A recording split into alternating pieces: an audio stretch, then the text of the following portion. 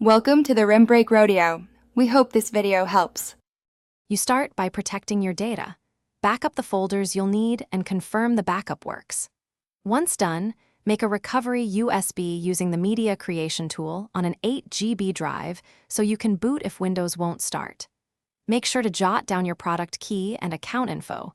This saves time during repair or reactivation. Boot from the recovery USB immediately after creating it to keep momentum and avoid wasting time troubleshooting a live system. Boot into the recovery environment and choose Troubleshoot, then Advanced Options. Start with Startup Repair to let Windows fix boot problems automatically. If that fails, use System Restore to roll back to a stable point or System Image Recovery if you created an image earlier.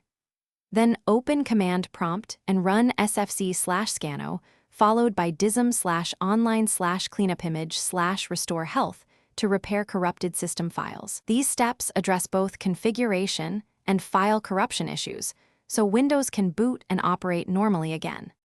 When repair tools don't restore stability, perform an in-place upgrade to refresh system files without losing apps, or do a full reinstall from the recovery USB as a last resort.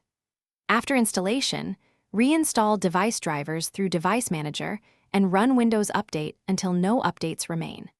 If problems persist, boot into safe mode and run a clean boot to isolate software conflicts, and run hardware checks on RAM and the SSD using vendor tools.